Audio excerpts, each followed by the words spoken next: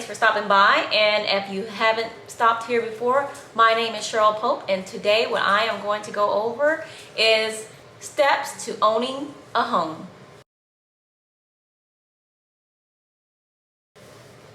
So the first step that you're going to do, you're going to basically make sure my phone is right here, so in case I get a call or a text message, I can get to a client. But basically what you're going to do, you're going to get with an experienced realtor. I'm a broker, owner of my own agency, which is House Guide Realty. And I always say it's good to talk to your realtor first, so that way they kind of go over your wants, your needs, and your goals. And basically what your credit is looking at like. And since we show homes so much, we know about different programs that's available for certain areas, and also we know about each lender and their criteria that they're basically accepting. So usually what I do, I listen to my client and listen to everything that they're looking for in a home, and financially where they want to be and what they want to afford, and then financially and credit wise what they're approved for. So usually what I do, I can line them up with several different lenders that's offering those perks. So once you got with your realtor and they send you over a list of lenders, or maybe you have found your lender yourself and that lender worked really good, well then you're going to get with your realtor and you're going to let them know, hey, I found this lender. That realtor should automatically get ready to connect with your lender.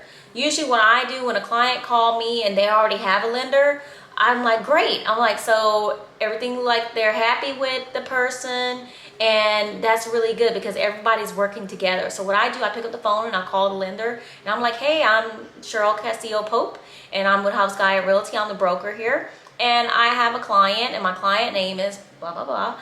And my client is already telling me that they're pre-approved. I look forward to working with you.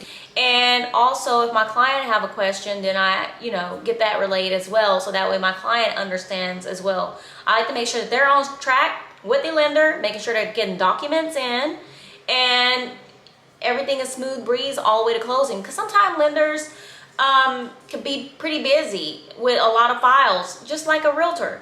So it's good if you have great communication, and I love communicating, so that's why I do it, because I like to see my deals all the way through. So then the next thing what you're going to do, you're going to get ready to home shop. What I have an app, and that app tells everywhere pretty much basically in Texas. You can download the app, and while you're even driving, you can pull up certain areas and know what the home is selling for if you see one that's for sale. And also it tells everything what everything in the area is renting for. It also tells about land. If it's raw land that's available for sale, it lets you know everything about the land, the dimensions, and so forth. Also, I communicate with people through that app. So I love it because if my client is driving by the property and they message me on the app, I can answer them within like 5 minutes. It's really great. So what I do, I have my client download that app and they kind of start searching for homes, and then I start searching for homes, because I promise it happened like 9 times out of 10. My client tell me all the wants and the needs, and then some of those needs turn into wants. And then sometimes also when we're looking at homes, I notice things, and my husband, he's also a realtor as well. So like if we're going with the client together, it's things that I will notice and things that he will notice that the client never told us about. And we notice that they must have those items, or they must have the flow in their house. Like I literally had a client that was military and they were a vet, and they didn't like, when they went into the property, they didn't like the wall being on the left hand side of them, or it felt claustrophobic. They wanted to be open, so when they came into the home they could see the surroundings. So those are just some examples basically about home searching and everything. So once you find your home, your realtor is going to let you know if you're offering the right price. I usually show a market analysis, a comparables report, a broker's price opinion, which let my buyers know that they're paying the right price for the home, and what's a strong offer, and what's going to be competitive against multiple offers or other offers coming into the property. From there, once you're finished with negotiations and the offer is signed by both the seller and the buyer, then you go into an executed contract. It's stamped, date, and signed. Sometimes it has a time on there as well. And then from there, what's going to be required is your earnest money deposit. And it's also, the abbreviation is EM or EMD. That is going to be required, payable to the title company once your contract is accepted. Now, if you're going to a new construction home community,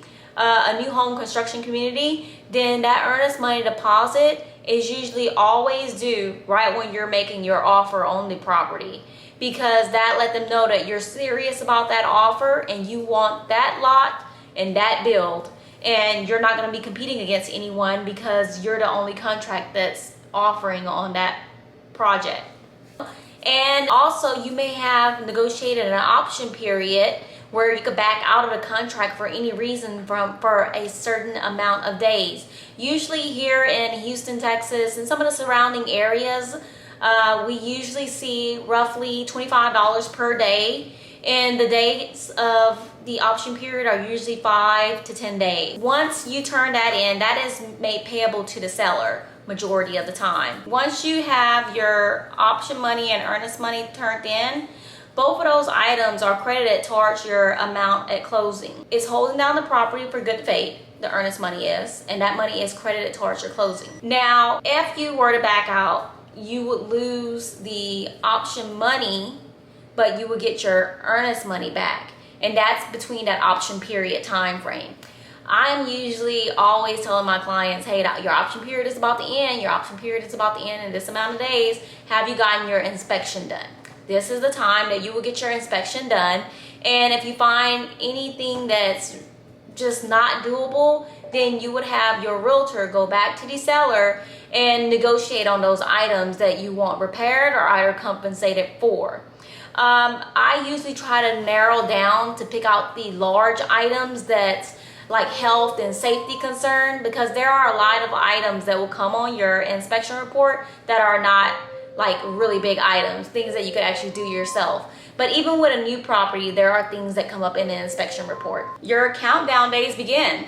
I'm usually getting with you and telling you, hey, get all your documents into the lender and make sure that everything is turned in on time as fast as possible, because you can be your own delay to your file needing to have an extension. And that's when your realtor have to go back to the seller side and ask for that extension. Sometimes the extension is granted with no problems.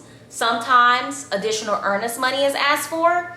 And then sometimes the seller is like, no way, we don't want to give any more extensions. So just make sure that you are respectable of that time. From there, you're going to be ordering your appraisal. The lender will get with you to order your home appraisal. The appraisal usually range here between $400, and it could go all the way up to like $650. I have seen them range from, just depending on where the property is at and the accessibility, and if appraisers are in that area as well. So from there, then we'll be getting ready to do a final walkthrough of the property, which is we will go through the property, make sure everything is the same way as it was, or any repairs that were done. Then you will call your inspector back out, make sure repairs were done. If it's a new home construction usually. And then from there, usually we'll wait for the file to go into underwriting. So then from there, once you have your clear to close, that means, they also call it CTC, that means you are able to be getting ready to go sign at the closing table. You're also going to be receiving this thing called a closing disclosure. Once you receive your final closing disclosure, you're going to get ready to sign that.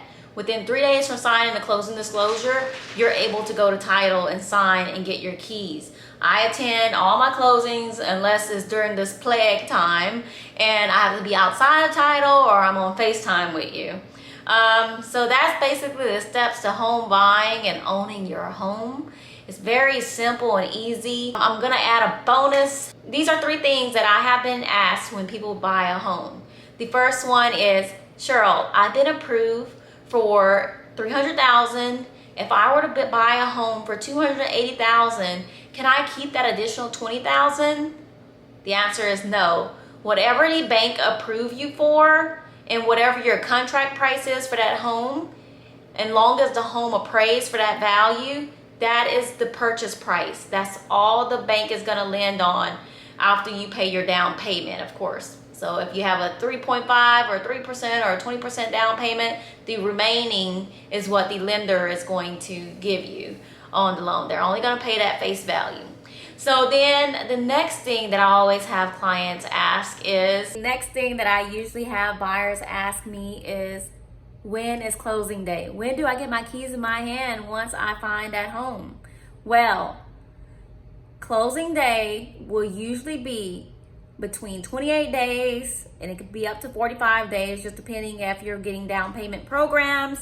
If you're not, then usually it's about 30 days right now during this time.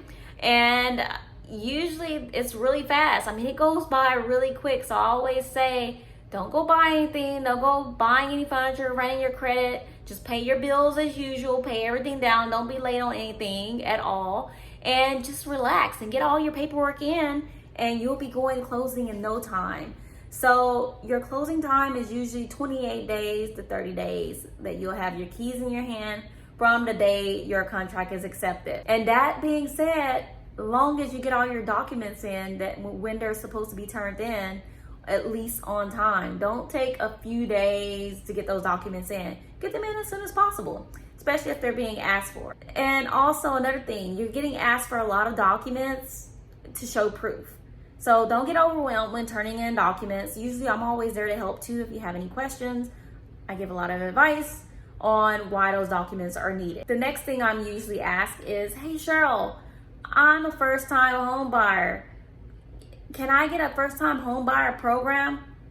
There are a lot of programs out there, especially ones for first-time home buyers. But here's the catch. You don't have to be a first-time home buyer.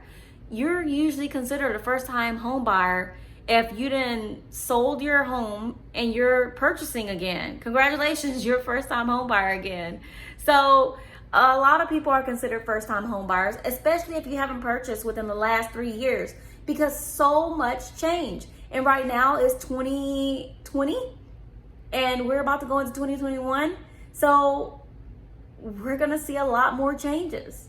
So I always say, I'm gonna treat your file always like you're a first-time home buyer. And I always explain things. That's why the company is called House Guide Realty.